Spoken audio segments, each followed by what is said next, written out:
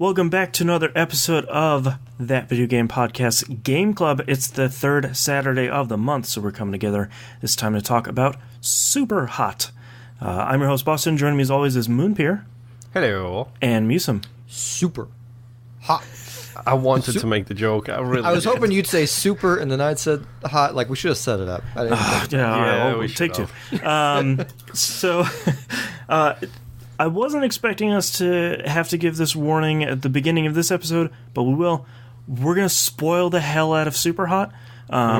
If you're listening to this and you haven't gone and played SUPERHOT, this is the one time I'll tell you, just pause and go play it. It's like 3 hours, and then come back and listen to this. It will be well worth it. And while you're on that, I don't want to tell you to spend $300 and go buy a PlayStation VR and SUPERHOT VR. Right. But strongly consider it. Right. Let's break down the details of the game, released on February 25th, 2016, and then other platforms coming out after that. Published and developed by SUPERHOT team. Came out on PC, including VR, Xbox One, and PS, including PS VR. Usually I have a section here for characters and plot details, after the infamous Mass Effect game club. I usually write down who the characters are. There aren't any this time. Yes, no, there's the red guys. Right, red guys. Come on. And spoilers, red triangle. Time travel, Metacritic 83, OpenCritic 82. Appears for the release date, we have The Flame in the Flood. Controversial game club game here that I have been meaning to get back to. Street Fighter V, Far Cry Primal, and Stardew Valley. Well, gee, I wonder what stole all the headlines that time period. Well, let's talk about top of the pile, middle of the pack, or overlooked. I think even with Stardew Valley coming out, I think this was top of the pile at the time. Mm-hmm. I mean, you had Jeff Gerstmann singing its praises from day one. Like, yeah. I mean, at the very least, you could look at that and say, like, okay, cool, that's a game I have not seen before. Well, it's a case of everyone was sharing it with their friends and saying that it's the most innovative shooter of all times. Like, quote, it's the most innovative shooter I've played in years, end quote. Yes. Man, wink. Exactly. It is funny to read that line in the game, and like people actually said that to a degree about the game, so it's and I'm sort of like, oh no, have I been programmed? Let's break into what we liked and what we didn't like about SUPERHOT. I hate to do this, but I'm gonna start this off. It is the most innovative shooter I've played in years. It really is. It gives you the right prompt. It's one of those games that you hear about. It has a really good elevator pitch, which is time moves when you do. And it's like, okay, cool. Like I get that. I sort of understand that. And then playing it, I wrote down that it reminds me a lot of this like intangible thing that like Super Meat Boy and Celeste and Bayonetta and games like that have, where it just feels good. And I'm not sure I could explain how, but the game feels so good to play. Yeah. It's like they came up with this really cool mechanic, but on top of that, they did it in such a way where they had this ridiculous hacker non-story thing thrown into it. And specifically like the 90s hacker thing where people of our generation would be able to relate to that. The black and white monitors, the old school DOS prompts, everything like that. One thing I wrote down in my notes here is that I love the OS interface because it's something so specific to early 90s CRT monitors where you can, like, it reminds me of going to the library and getting on one of those terminals that's just like orange and black. Like, you can see in the game, you can see the individual RGB when it's zooming in on stuff, and like it so faithfully recreates how DOS looked at that time and how the monitors looked. Like there's something so specific that's like we ripped this right out of 1993, and I think the three of us are gonna understand that. And that's about it. Like I kind of feel like on top of everything you just said, like it's crazy to me that they called this game SUPERHOT, and they had the idea, hey, what if after you beat the level, we play it in real time, so you look like a freaking awesome dude, and we'll chant the game title. Right. Yeah, this John Woo movie plays that you just created, and then we just say super hot forever. Put the giant words on the screen. Like, it does the whole export thing as well, where like I know on the PC version you could export it to whatever that website was and see everybody's clips on that site. It was killstagram.com. Yes. I think. Yes. Yeah. Wait, what now? That's such a no. Like on the PC version, like I don't know how it works on the PlayStation version, but on the PC version when it first came out, if you could edit the clip and change the speed and just highlight a specific section, but you could literally hit the export button on the PC version and it would go to one of their sites called like killstagram.com, like Boston said, I think. Yeah, it's now superhot.video, it would appear. Oh, that's awesome. Yeah, and it's literally just a bunch of people uploading their clips on this site of their runs. Yep. It's like, that's really good. And on the Xbox version, full credit where it's due. When you export it, it just saves it as a clip. Like, that's great. It just creates a clip in your That's library. all I want. Mm-hmm. I did not even look into that. I mean, I did go into the weird chat channel it had where it's just the hackers, and they're like, okay, let's start chanting super hot, and then the guy comes in someone and messes breaks the chain. Yeah. That thing goes on forever. Like, I sat there for a good 20 minutes because I didn't go in for the longest time, and then when I went in, I'm assuming it started from the beginning and just kept on going. Right. And oh boy, that thing just keeps on going. Yeah, I think that's one thing that surprised me the most about this game is just the amount and the high quality of the writing. Because I thought it was going to be, you load up superhot.exe, and then it's like a traditional puzzle game where it's like you have 20 levels and here's level 1 and 2 and 3, and you just sort of go through it, and you just at the end of each level you make these cool little action movies. But very early on the game tells you that that's not the case at all. And I wrote down the part that where it really turned the corner for me, which is we're watching your home, we're watching you, and I was just like, oh no, it's getting serious. Was that the press the A and the two buttons one by one to get the flashing image as it moves towards your house kind of moment? Yes. That one was the one that really, that freaked me out a lot. Yeah, where you're sitting in your room, it's just like, no. No, that's me. Yeah. Oh boy. So I gotta tell you guys a little bit about the VR version. I'm not gonna spoil the thing, but the VR version is one of the most amazing experiences I have ever had, like, in video games. So the way the game in VR functions is your character is stationary in the game.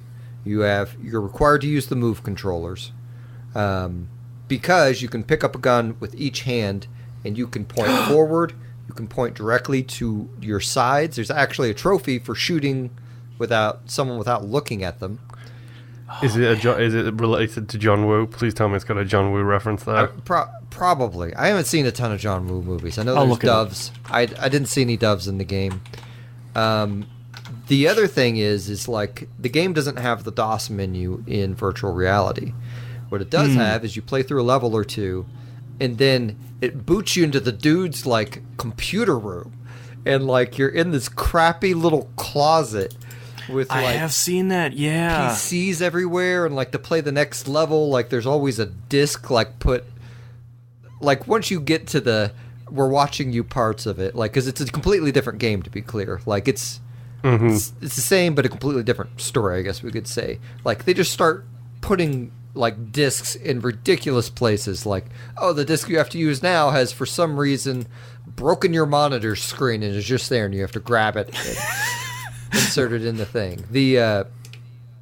Your achievements or trophies or whatever, those are post-it notes you receive during the level. So like you'll do something and a post-it note will come floating down. You can actually grab it with one of your hands if you want. But when you go back in your apartment, all the post-it notes are to your right on the wall. Cool. Cool. They have now I didn't play any of the endless modes in the 2D version, but they unless they added those weapons to those modes, then the VR version has a greater variety of weapons. They have sawed-off shotguns.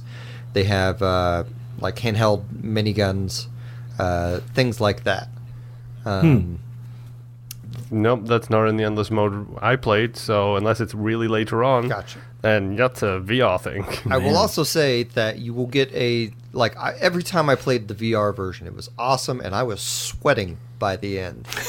Yeah, there's a trophy for burning at least 1,000 calories while you're playing. They literally have a level where there's a giant beam coming towards you, and you can't just I'm playing on my couch. I had to get off of my couch onto the floor and duck below where the seating cushion was on my couch. Oh, that's cool. To dodge that thing. Man. There's what else can I tell you about the VR thing? I mean, you feel like a Monkey Senior mentioned in our Discord channel that he tended to feel like an action hero god, and that is 100% true. You just feel absolutely amazing. Just grabbing these different weapons and throwing them in VR and just constantly working both arms in different directions.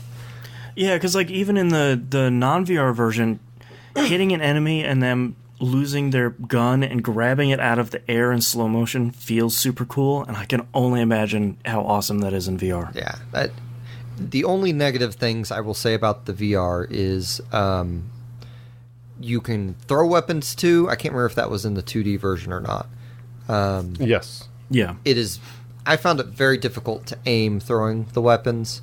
And then the other part is the way the levels are done is each level will be comprised of 4 little areas that you'll have to get through. And if you fail one area, then you start all of them over. Rough. Okay. It's still a lot of fun, but the last area, you basically have 3 dudes coming at you, and all you have is a knife and a couple hammers. So you effectively have to pick them up and throw it at the shotgun guy before he gets the shotgun. And that's the other awesome thing you can do. When they shoot at you, you can use your knife or gun to knock their bullets out of the air. Oh no, that's so cool. And it's super easy to do. It's not like a thing that you're that just happens once every 10 hours I play. This is constant. I constantly it was a strategy of mine where I'll always have something in the second hand, keep it close to my head so that I can knock whatever's coming off at me. Your naked snake over there. But it's a shorter game than the regular one. It does have an endless mode. I didn't try it out. Again, like I said at the beginning, I don't want to tell you guys to spend $300 on a headset and get this game that is by itself $25 on PSN. I assume it's that way on Xbox and Steam, but it would. I really don't think you'd regret spending that money, unless you're dodging rent. It should, by default, you would recommend it for if you have VR, this needs to be on your list. 100%. This should if you already have a headset, just go buy it right now. It's like Astrobot, Tetris Effect, SUPERHOT. SUPERHOT. Those are the ones you want. Yeah. The trophy, by the way, is called Too Cool to Look. That's pretty good. That's good. Speaking of which, as the resident trophy/achievement hunter in the household, I can't help but love this game for its trophies. Some of them are very grindy, which, yeah, sure. I'm going to get there eventually. But specifically, I want to call out 2. It's you shot a bullet out the air with another bullet. Great. And that achievement pops up, and then the description for it is, you probably didn't mean to do that. Thank you. I 100% didn't. That's great. And then the other trophy is you sliced a bullet in half with a katana. Mm-hmm. And the description says, you probably did mean to do that one. And I bet you feel cool. That's really good. Mm-hmm. That's awesome. Man. These guys were really in touch with what they were doing stylistically. Yes. Yeah, it really persists the whole way. That, it's kind of it initially looks like a really boring world, but you know that the enemies are red guys, and everything you can pick up and attack with or throw is black. And from there on, it's just you kind of know what to do. You just got to figure out all the puzzles. And it's really, and then they add the additional thing of hot switching into enemies at some point, which is really great. Not gonna lie, the first time I figured out hot switching into an enemy makes them toss their gun away. Yep. Like, well, okay, I'm gonna toss my gun at him first, and the second it hits him, hot switch into him, and then the gun is in the air for me to grab, and then immediately start to use. Oh, nice! I never did that. I should have thought of that. Yeah, it's really useful so too. good. Like if you can grab like a billiard ball or a fire extinguisher or something, like there's a ton of stuff in the environment to grab to do that, and you can make some really cool looking replays out of that by just throwing stuff and waiting till the last second and doing that hot switching. And God, yeah, it's great. Yep. Your mind is software. Did you guys? And I Oh, sorry. Go ahead. I was gonna say. My bad. Showrunner first. Yeah, I feel like the text, the writing they had never really felt really terrible. Like, obviously someone was taking advantage of you as you were going through, but it never felt... It could have felt really gross, and I think they straddled the line really well of not making it clear that they are out to get you and they're doing bad stuff, whoever they are. But I feel like they deserve some credit for the writing being really strong in that regard. MusiM, as you were saying. I don't remember what I was saying now. It didn't matter that much. Crap. Oh wait, no, yeah, I do. It was the. Did you guys play that stupid "Be on the Right Side of the Tree" mini game? No, yes, I went through all of those menus looking at the fancy design for carpets and the trees and the water simulation and everything else. I should have gone through that stuff. Yeah, I got like 200 and something, and then I messed up.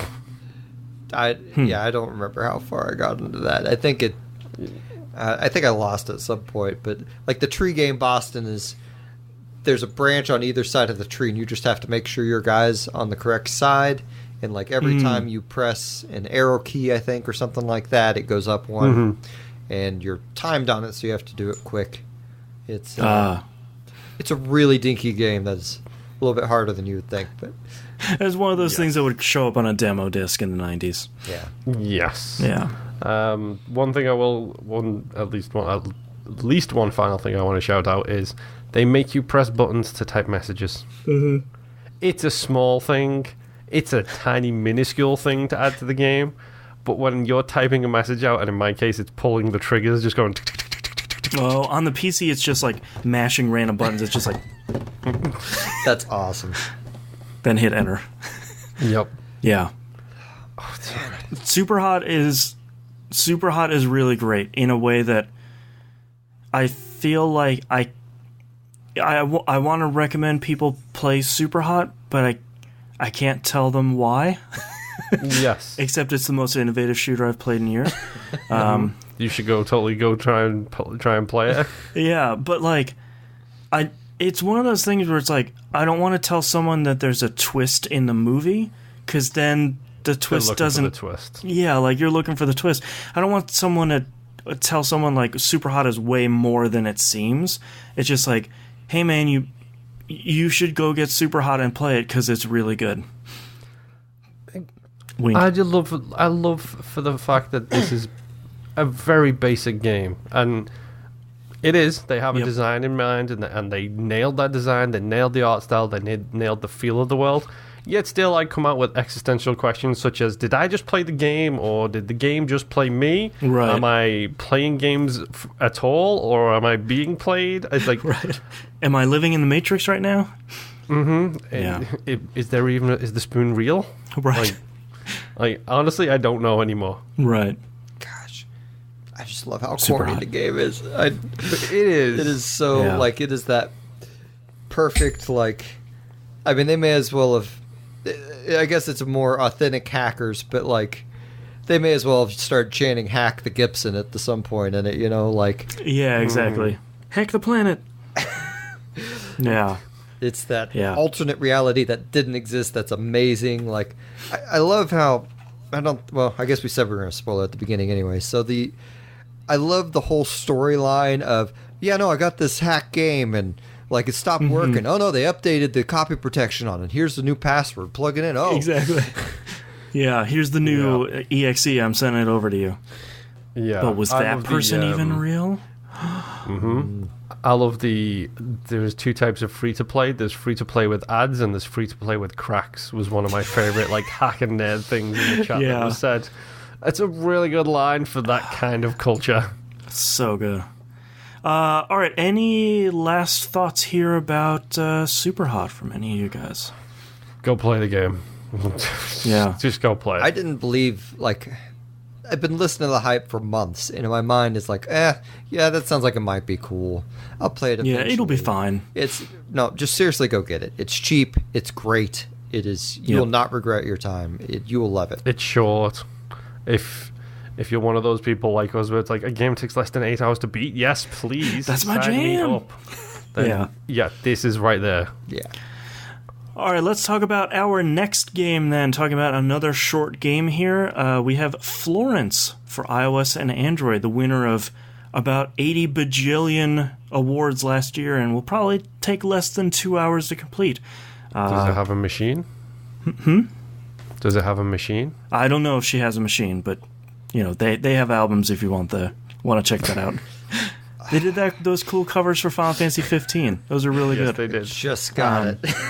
Yep, I had the penny drop from MusiM and it was like, ding. Great. Yeah, so we're going to check out Florence. It's out on iOS and Android. Thank you everyone for listening, and we'll see you all next month. Bye. Bye.